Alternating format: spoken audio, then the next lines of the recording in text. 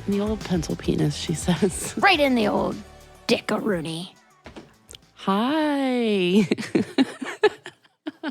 Hello, Krystyn. Hi, Rachel. How are you? I'm good. Happy for Happy for Friday. Happy for Friday. Yeah, but it's not Friday when this comes out, so it doesn't make sense. Oh. Happy day. Oh, happy day. What is happening? Okay. All right. Welcome to Two Mystic Mamas. We're talking about women today. We're talking about our girlfriends. Mm-hmm. We're talking about the vaginas. What did I say in the other room? About vaginas? Oh, yeah. I don't remember. I called Charlie a bull in a china shop, and I was like, except you're like a Sasquatch in a vagina shop. Did you miss that? Yep, nope. When you were in the kitchen? Nope. It's when I went into the bathroom. And he came in bulldozing. Oh, yeah. No, I totally missed that. But Yeah, I like you're that. a Sasquatch in a vagina shop. Merch right there. Merch. There it is. We find merch and we just say merch. Just have a... Merch. Just have like a figure of Charlie walking through the woods. Mm-hmm. Nicole sent me something the other day that I thought was incredible. It was a recipe. Here we go. Chicken ketchup pussy. Stop it right now. I love that it's a guy saying open it up and make it look like a vagina. If we're going to keep this in, you might as well say who it is. Connor Marshall Comedy. Oh my God, the visual, you guys. Yes. I can't with this. Make sure you put cheese on your chicken ketchup pussy. Cheese say. Oh my God. Bake it again. Guys, recipe of the day. Chicken ketchup pussy. Chicken ketchup pussy. Say it 10 times fast. Chicken ketchup pussy. You can't get out once. It's a pushy. It's a pushy pussy. Oh my God, you guys. We really went there very quickly. But it's okay. We're talking about mystical self-love, mystical self-care, embracing your inner magic in whatever form that looks like for you. Yes. Do you practice like regular self-care? Yes. But every day is a little bit different because, well, my time every day is a little bit different. I try to stick to a pretty good routine when it comes to waking up in the morning. Part of my self-care is having quiet time with myself before I actually physically get out of bed, because I'm one of those people that when I get out of bed, I pretty much start to go. And so I always practice gratitude in bed. If I've had any dreams the night before that are real visual, I have a dream journal and a dream dictionary that I will take the time to like write and then look up specific things that come up that stand out from a dream. And then also just setting my intentions for the day, protecting my energy. And then when I get out of bed, I try to hydrate before I caffeinate again. I thought you were going to say hydrate before you castrate. And I was like, wow, Rich. Castrate. No, I am not castrating anything. No, but it does rhyme better than caffeinate. Mm-hmm. Has very different meaning. Yeah, very, very, very different. Sorry, Jeff. And now that'll teach him not to get out of line. Yeah. Well, he's, and sometimes I'll do a meditation if I get up early enough. I have a few YouTube channels that I religiously follow that I love. And, the other self-care for me is making sure I hydrate, making sure that I'm accomplishing something on my list for that day, whatever that day looks like. I tend to, before the next day comes, try to have an idea of what is on my to-do list that I can focus energy on, because otherwise I am a undiagnosed ADHD squirrel that will just beeline when I see a new nut. And I'm like, and, I'm trying to fucking build a business and focus on this podcast and be a mom. And so I need to be focused, but self-care is 100% a part of that. And then once a week, I try to take a bath. Speaking of that, my shower ritual for myself has changed over the last 6 months. I have put candles in my bathroom, taper candles. I have put sage.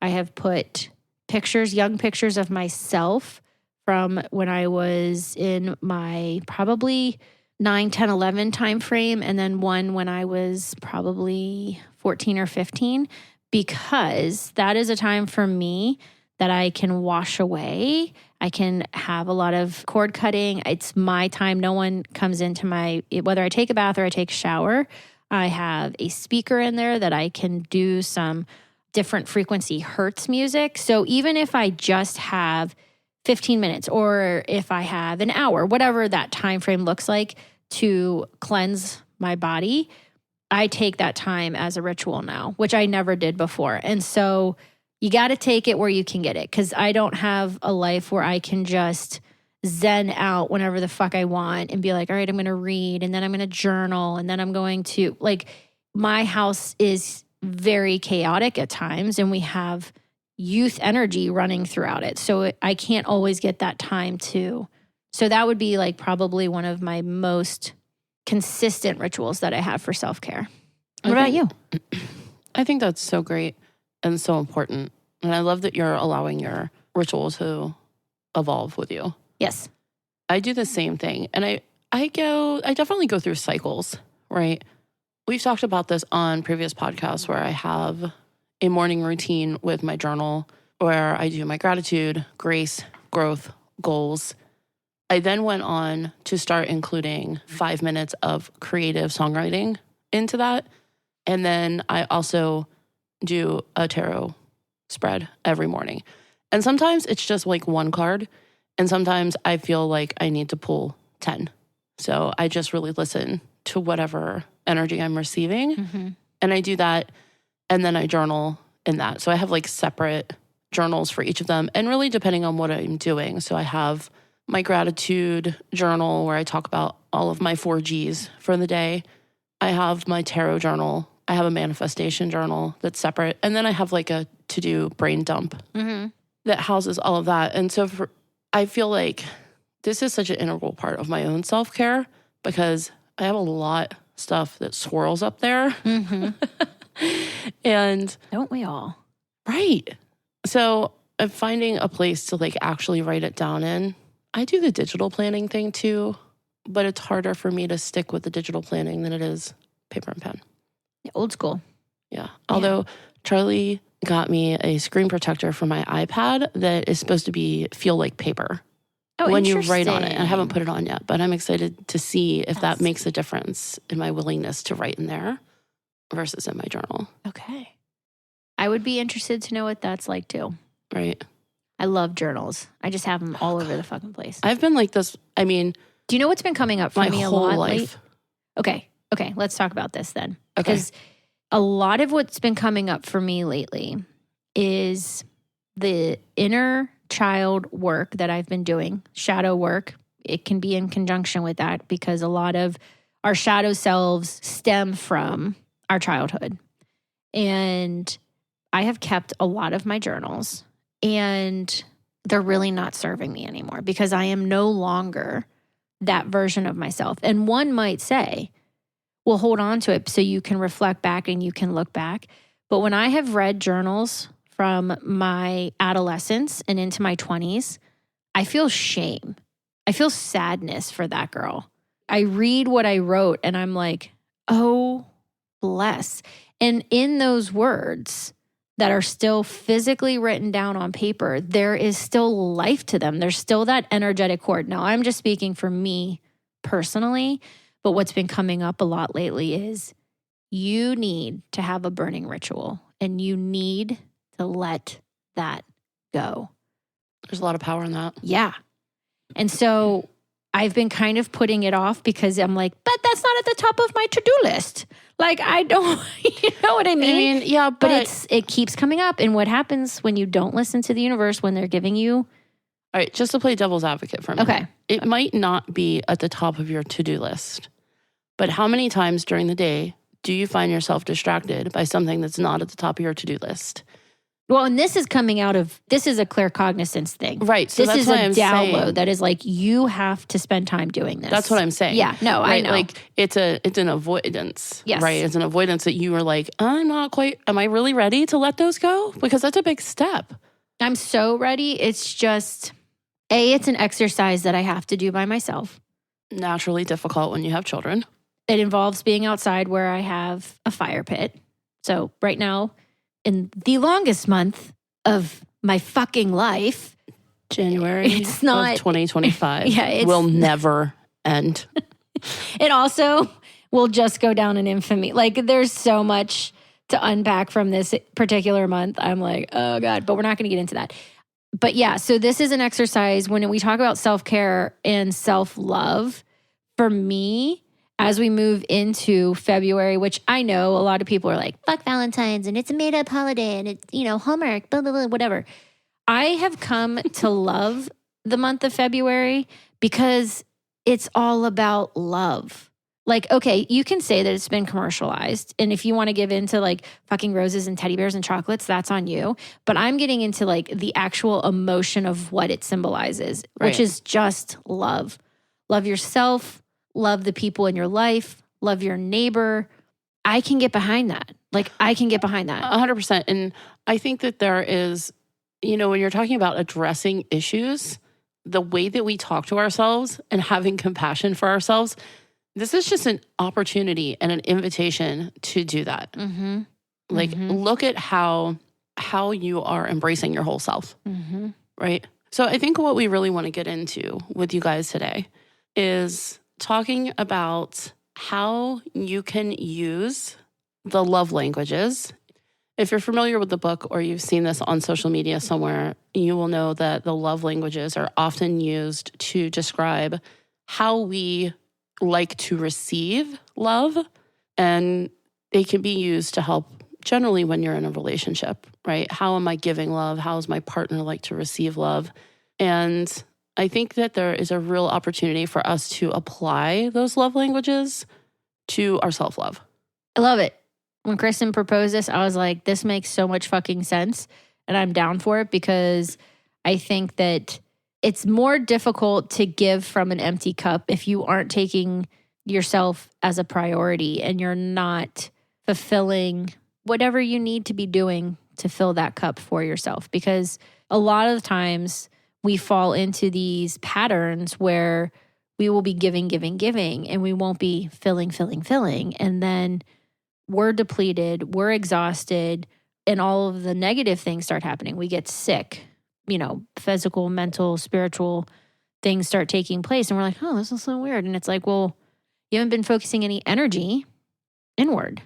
Well, let's unpack that because as someone who does focus a lot of energy inward, I still have a lot of things that I need to be prioritizing and looking at. So the universe is still sending me signs that I need to continue to prioritize these things because quite honestly, I did not take care of myself for a long time. And I didn't really know what that looked like. And I thought that I had to allow myself to be put last in order to make everything else happen. And if you can empathize with that at all, then you are in the right spot. Because I think some people can listen to what you're saying and they're like, God, I've heard this a million times. What the fuck does it mean to fill my cup? Yeah. Right? We hear it all the time. You can't give from an empty cup. But I would really like us to put that into actionable steps for each of these love languages. It's like, what does that mean? How do I fill my own cup? Like, some people are so depleted already that they can't even imagine what that looks like because it seems so big and daunting. It's true. I mean, it depends on what season of life you're in, what your job is, what your personal and professional lives look like. I would say before we even get into the love languages, one of the easiest, and I want to say easiest in the sense that it's physically easy to do, it's a challenge mentally and spiritually, is to just be. Like, be in a space, no distractions, quiet, where you can allow yourself to think and to reflect. I'm going to give you a little life hack here for anybody that has a busy household that can't find a quiet space or a quiet time to do this. If you're willing to invest like $25 a month into this practice for yourself, and you have a Planet Fitness near you, they have this magical little machine in their little spa area, Black Card member area, whatever it's called a wellness pod. And my ass definitely went there and meditated for 15 minutes this morning, because you can have aromatherapy, you can put a fan on, you can put heat on. There's this huge screen that you can put whatever you want in terms of nature or scenery. I'm just saying, if you like are really struggling and you're like, you know what, I can't do this in my house, but I could do it outside of my house. Yeah. Go get your ass a Planet Fitness membership with a wellness pod, because it's so great. It's so soul giving, and you get 15 minutes in there. Nice. It's like its own private room. At least ours is. You close the door, you turn the lights off. It's fab. That's awesome. Yeah. Did not know they offered that.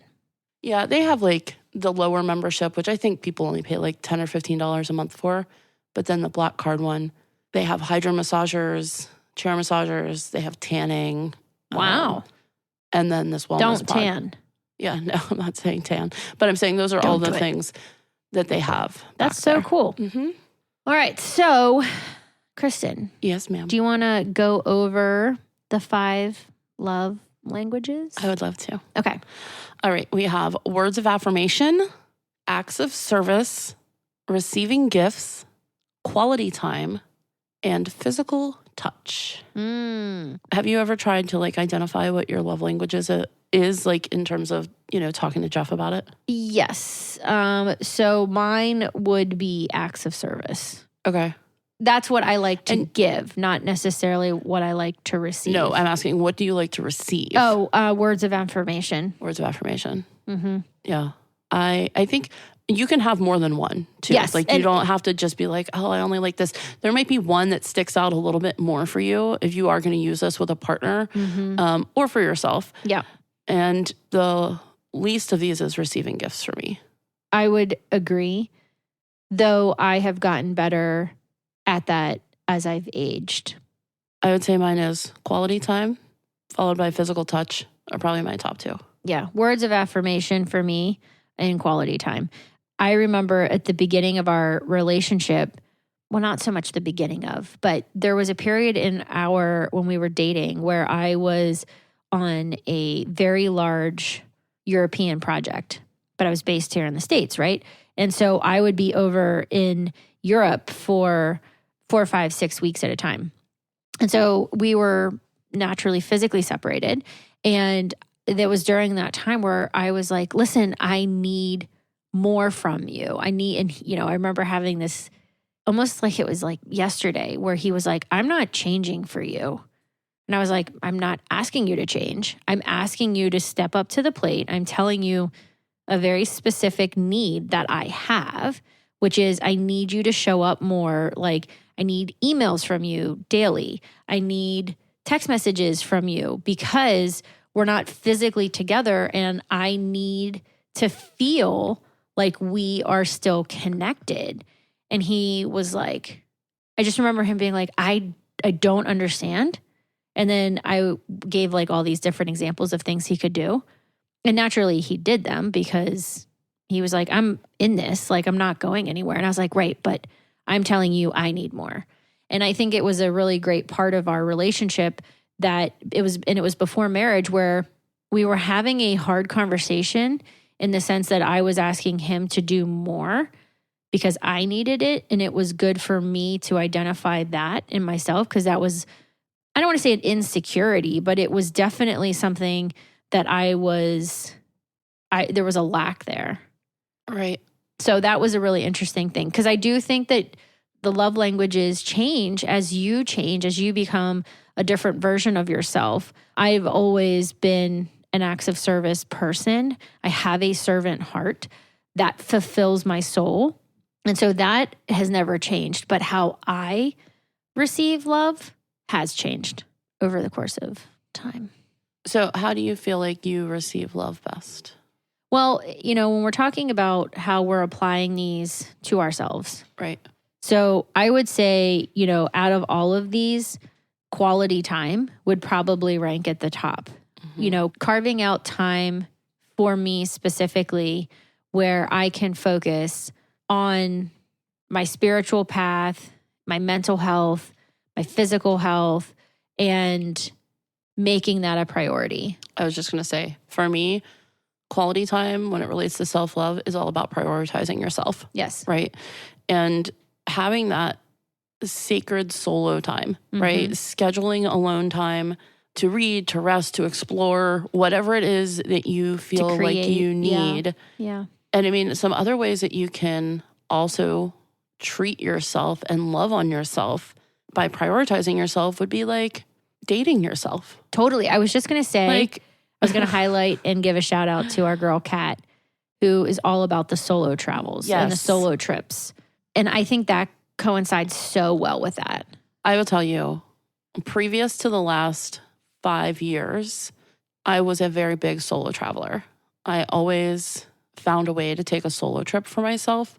And those trips absolutely shaped me in magical, magical ways. Yeah. I mean, completely changed how I looked at myself, how I looked at the world. And I would implore anyone to go on a solo trip. It has been significantly harder for me to make the choice to leave my family the last 5 years. Yeah. And to spend the money on it because there is guilt associated with, for me, spending money on myself. Yep. Well, and I think we're also in this place where I can totally relate to that, where there's not a surplus. And so when you're in this place of putting food on the table, making sure activities are covered, like that is just like a no-brainer, right? Even though it's like, that's kind of fucked up, like we should still make time. But like I remember making some of those decisions to like stop coloring my hair, stop, like just because in the big scheme of things, I knew that I was in this place where I was growing and expanding and doing all the things and the abundance is coming, but we have priorities.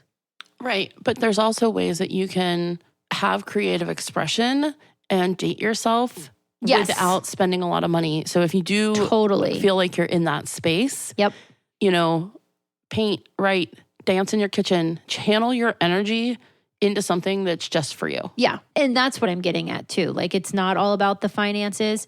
Though if you're in a season where it is about the finances, it's that balance of I see that, I recognize that, but we can be creative and still carve out time to do the exploration, to fill the cup.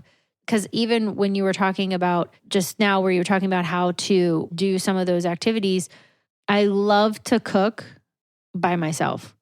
I don't mind if the kids are there and they want to help, but it's that me time. It's when I'm able to cook and do these things, I also let the ideas flow. I'm focused on the activity at hand, which opens up my brain to not have to worry about some of these egotistical things that stress me out.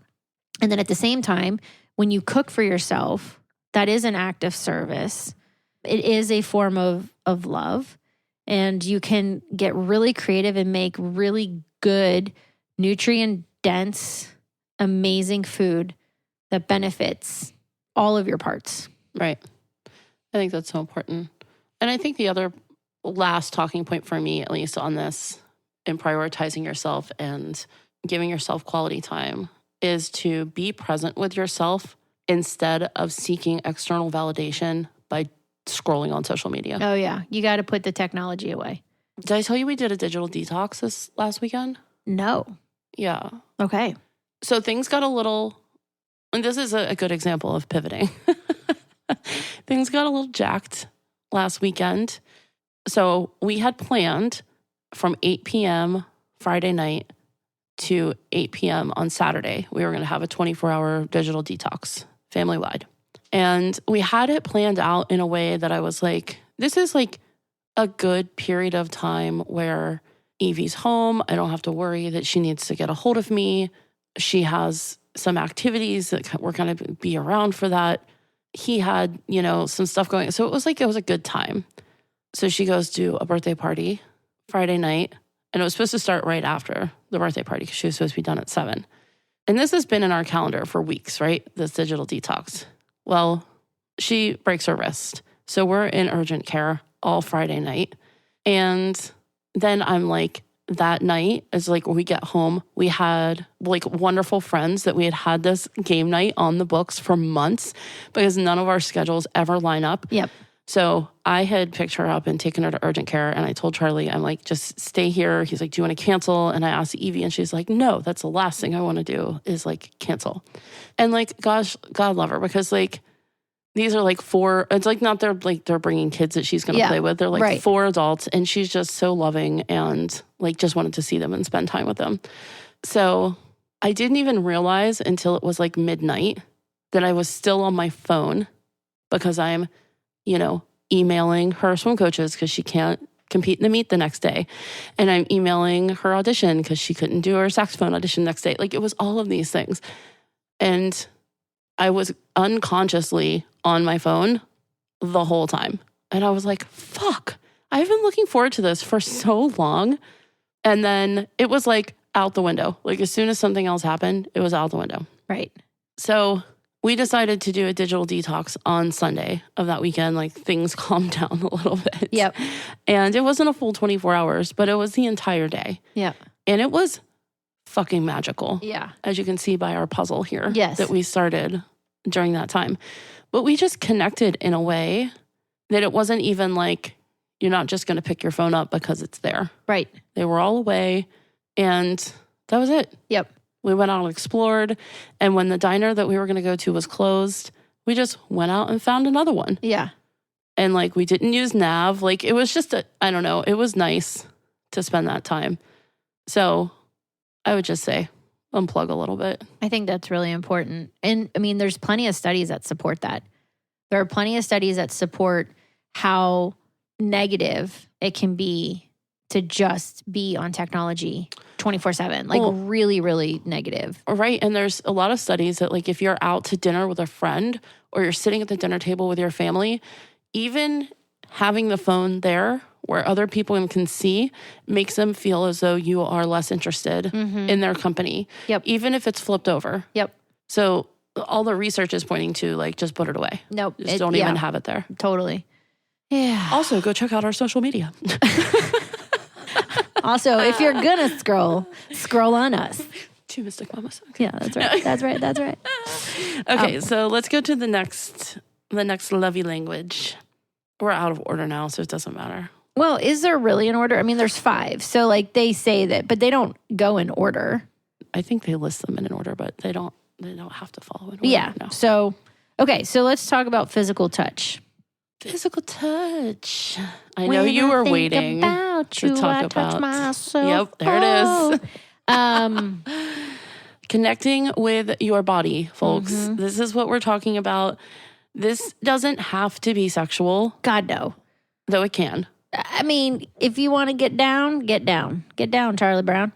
I think that's an important thing, having a healthy masturbation relationship with your body is great. I didn't know about that until I was in fucking college. No one promoted that. Nobody talks about it. I know. One of many of the meditations that I do in the beginning when you're starting to relax and you're starting to just let go and you're, getting into your deep breathing, which that's another physical touch exercise that you can do that self-care is deep breathing, is she always asks us to physically touch, either put your hands over your heart or give yourself a hug, which for the longest time sounded so silly to me. But now I do. Like I physically hug myself, just wrap my arms around myself and just like, I love you. Like I love you, Rachael. Yeah. And I think that is an exercise that we're all capable of doing, but no one really thinks about. I do hand to heart and hand to belly a lot. And if you are kind of just now exploring your own body in terms of getting comfortable with it, and again, I'm not saying this has to be sexual, but just being in your body and feeling in your body, I would recommend you go back and listen to our somatic episode with Vanessa Sestina, where there's some incredible practices. And I think we could throw our exercise that she gave us up on socials to connect with this act of service. 100%. It was so good. So good. And, there's other ways that we can be practicing this as well. It can be as simple as your skincare ritual or holding a crystal and placing it on your breastbone or your forehead. Yeah, one of your chakras. Right. And really connecting into your body or giving yourself a little massage. Yeah. A little hand massage. Yep. I mean, there's pressure points, reflexology. There's a lot of modalities that incorporate physical touch that can be done on yourself. I mean, for example, I'm Reiki 1 attuned, so I can give myself Reiki, which is physical touch. Well, I think the takeaway message here is honor your body's needs. Yeah. Listen, because again, with somatics too, and I don't know the correct term for this, but if you get quiet and you get comfortable and you ask yourself certain questions, where does that resonate within your body? Right. That's 100% a part of it. Yeah. And you can feel it come up. Yes. In your body. Yes. Okay. I love it. So next we got words of affirmation. And speaking love into yourself is crucial and really fucking hard. It's a daily practice, that one right there. It has to be. I would almost say, if you're someone who has been going the opposite way and had a very negative inner dialogue for a long time, I think that you should repeat words of affirmation to yourself throughout the day, every single day. It's to almost start like, to train. Yeah. And because what will happen is you'll actually create new neural pathways. Yes. When you do this. I think it has to be done over 21 days to create new neural pathways. Right. I think it's something along those lines. And you could do it like flashcards. You could have flashcards. Post-its are amazing. Put it on your mirror. Yeah, put it everywhere. Put it on your fridge. Put it on your microwave. Put it on your coffee machine. Put it on your vanity. Put it in your car.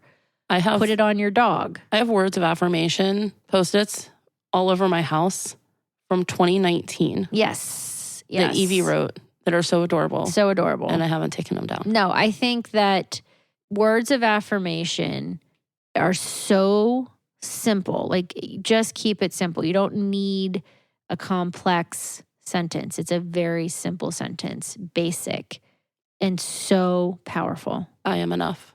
Yep. So powerful. I am worthy. Yep. I honor my journey. I love you. I love you. Do that one with a little mirror magic. Look yourself in the eyes, in your mirror, and fucking say, I love you. Yes. Yes. And these are things that you can write out the act of, you can say in your brain. And when you find yourself in a position where you're reverting back to old ways, catch yourself, say, this is okay. And then flip whatever that negative dialogue is, flip it into a positive. Well, and I think that brings up a good point, because I think a lot of the negative self-talk and inner dialogue comes from us feeling as though we are not making the people around us happy enough. And that can be the root cause of a lot of these. Totally. These feelings is like, well, how can I possibly talk to myself positively and with loving words if, in your mind, you've made up the story that you're letting everybody down? It's so interesting because in looking back at some of those journals that we were talking about at the beginning and how I'm going to go through this exercise, that when I look back, I think that's why I feel such sadness and shame and why I need to burn the pages, because that girl just always used to think that if I got it out on paper, then it wouldn't live in my brain anymore. And I wasn't practicing words of affirmation.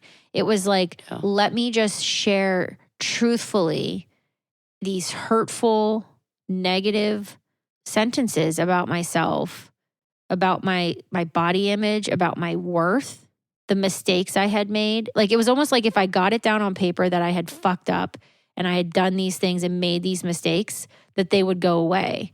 But yet they're still living. I think it does the opposite, because if you look at research, when they're talking about people that have ADHD, or you're trying to remember to do stuff, and I do this with my students as well, it's write it down.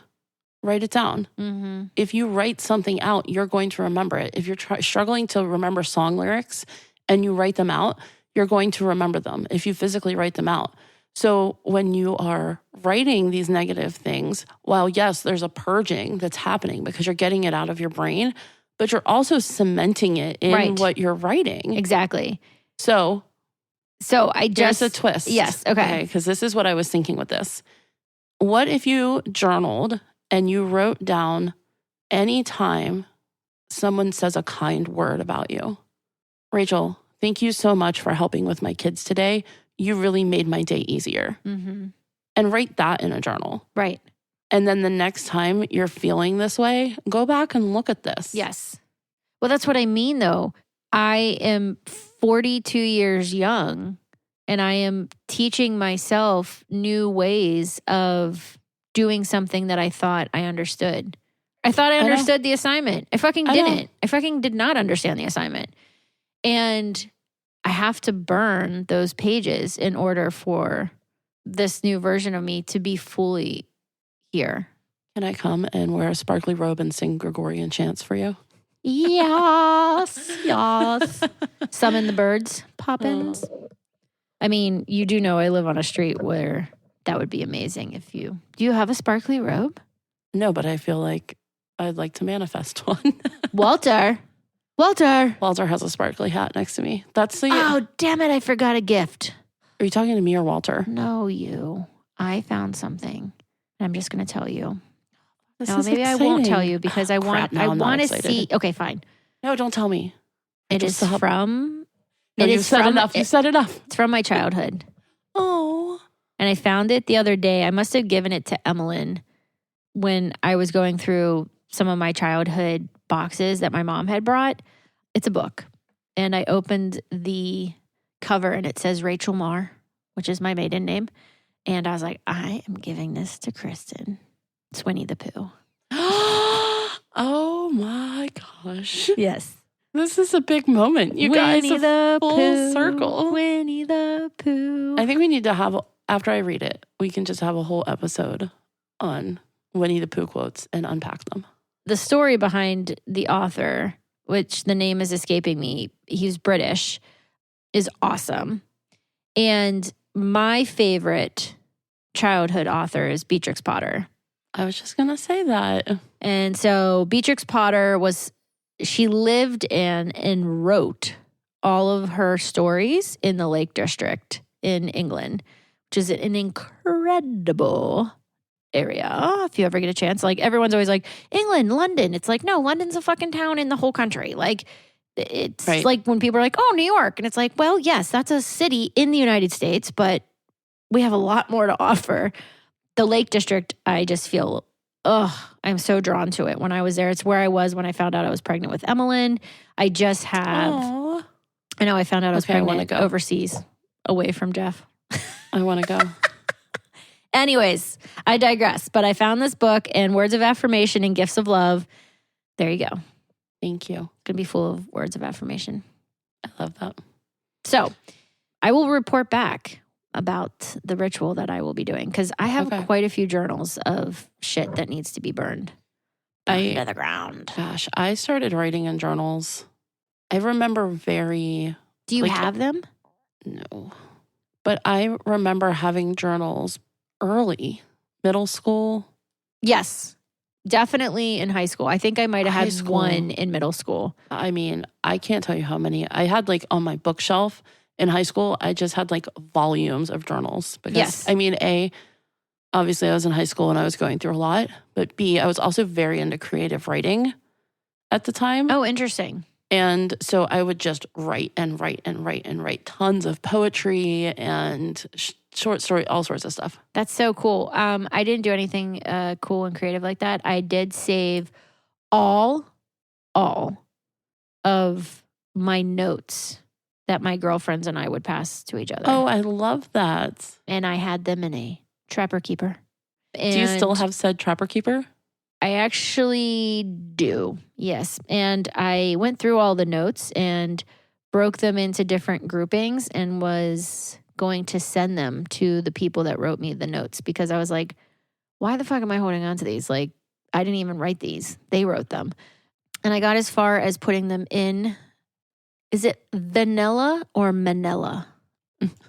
Are you talking about the Envelopes. large envelopes? Yes. They're manila. No. I wish they were vanilla. Rachael and her vanilla envelopes. Speaking of, I bet you those don't. Those vanilla envelopes don't masturbate. No. Do you know what part of the Me Too movement would be? Again, going through trauma in my brain that's happening right now. When I worked at our local country club, the nickname that the kitchen staff had given me was Sexual Vanilla. That would not fly anymore today. Sexual vanilla. Hey, Sexual Vanilla. What? I mean, I'm just thinking Are you gonna tell me it's not on brand? It is on brand, but like, what?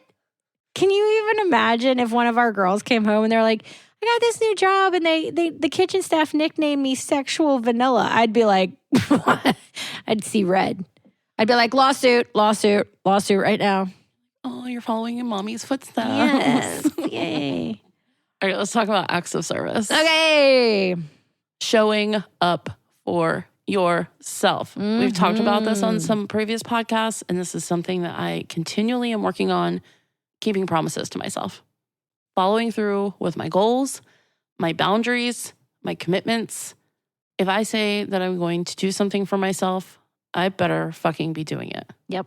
Which is why I now schedule things out that I want to do for myself 4 years in advance. That's right. I will say you are such a strong advocate for this and such a good example of actually doing it. Thank you. Like you can see change. I mean, I can see change. Yeah. I know you can see change, but like, I think that this is such a good exercise. Also challenging. Like, you know, when we say any of this, like do one thing, like just start. It's like anything else, right? Like you got to crawl before you can walk. Right. Like we're throwing all the things at you here, guys. Like certainly, I'm not saying go out and do all of these things. Yeah. But start with one love language and one thing that you can commit to doing for yourself. Yeah. You know, another act of service, decluttering and creating a sacred space for yourself. Big, huge. And it's organizing your environment in a way that reflects self-respect. Yep. Chaos breeds chaos. Yep.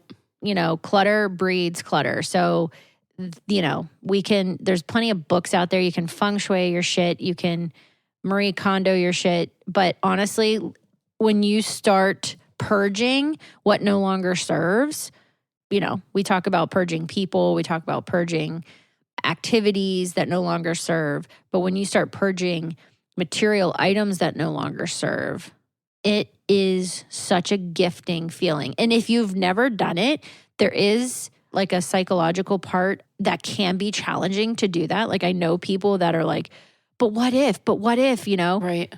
I actually did a workshop series that I was hosting.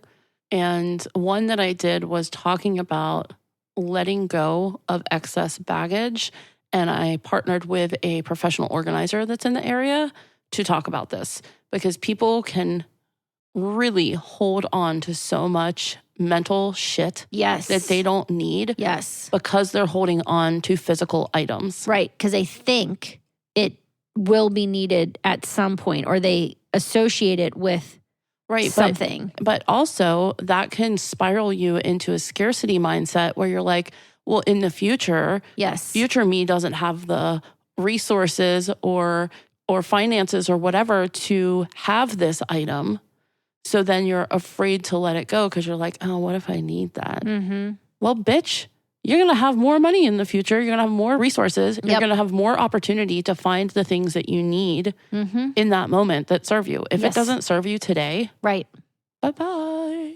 I used to hold on to things a lot because of the memory of, and that's just ridiculous. So yeah, anyways, I think that is I am such a big supporter. Like I've been doing that with the kids' toys, much to their chagrin, right? Because like I pulled so much stuff out of Isla's room and she's like, but I love, and I was like, no.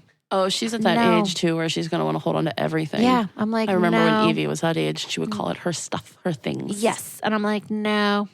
And honestly, if you do it, like I just went through all their stuffed animals. I was like, I'm fucking over it. I'm so over these stuffed animals. What? And I'm not all of them, but like a significant amount of them, LOLs. Oh, shoot me. Like, I just am like, I know. no. I sent all our LOLs to your house. Yes. Well, they're getting shipped off.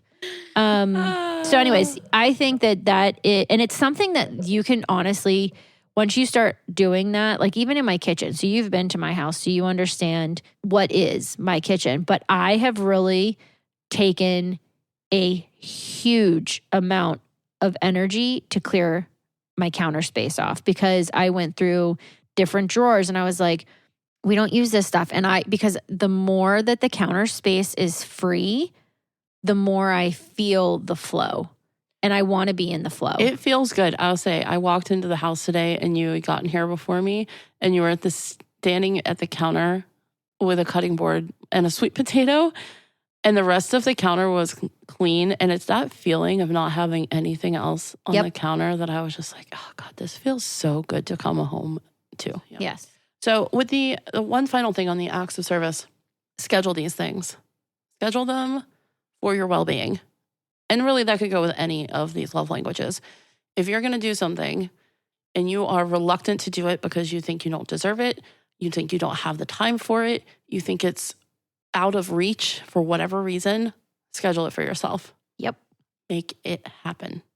Treat yourself. Treat yourself. That's what we're going to talk about next. Receiving gifts. Yeah.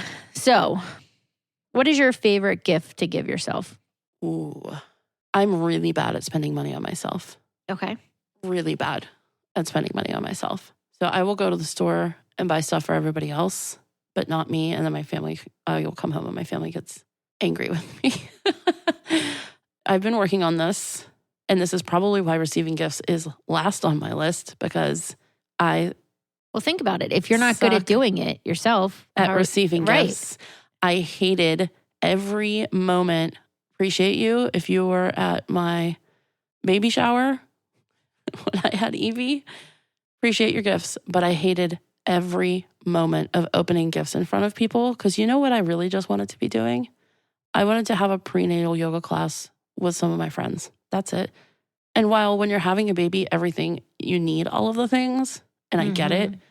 I really struggled with that. Like, it was I did too. a big mind fuck for me. Especially because I had my wedding shower in July, got married in September, and then had a baby shower in May. And I was like, oh my, and it was the same people. I was like, I felt so guilty. I was like, you can stop spending money on me. You don't. Yeah. It was just the progression of like when things played out. And then my mom, when I got pregnant with Graham, was like, oh, should we have a sprinkle? I was like, absolutely not. Oh, I know. It's why when Charlie and I get married, I didn't have any other things. Yeah. I was like, absolutely not. Do not. No. I don't know why it's so hard to receive. Well, I do. It's because we don't feel like we're worthy of receiving. But I don't know why it continues to be such a huge sticking point. So my favorite gift to give myself are different types of treatments. So like whether it's Reiki or a spiritual treatment or different crystals or bracelets. I love that you love to gift yourself those things. I will say, I love a good witchy haul. Yeah. And I've loved this for decades, going to like a metaphysical store. But I have done shopping hauls at Home Goods. Yeah. Because they have Palo Santo and candles, and I found crystals there. I mean, when we had our wedding, it was all crystals as far as the eye could see. Yep. And I got a lot of them at Home Goods. Yeah. I think my biggest gift that I've given myself was in the fall when I got my latest tattoo. Oh, yes. That's on my hit list this year. That was a big gift. We did 2025 bingo cards. Did we talk about this? No. Okay. So we did bingo cards for each of us. And instead of it being like, you know how people joke and they're like, oh, well, we didn't see that happening in 2025 or whatever. Or instead of it being stuff you have to do, it's stuff we want to do. Okay. And each of us created a different bingo card. And one of the things that was on mine was to gift myself 3 spiritual experiences. Oh, nice. Of some sort.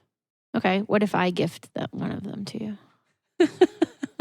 Well, no, I will because practice receiving gracefully. okay, That is because the proper part answer. of what we have to do for a line is whoever is going to come in under the fold has to perform their modality.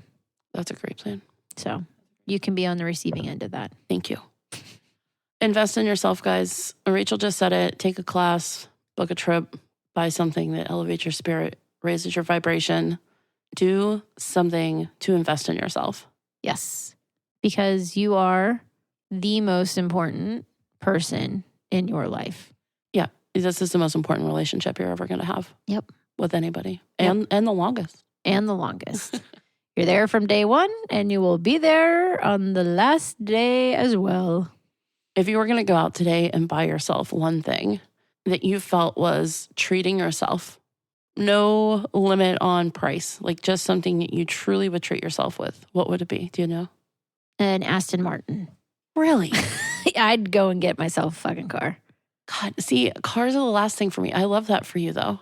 Yeah, because Charlie would also go out and get a car. yeah, I think if price isn't, I mean, I can't even say a trip because at this point in where I'm at, I would want to go on that trip with Jeff.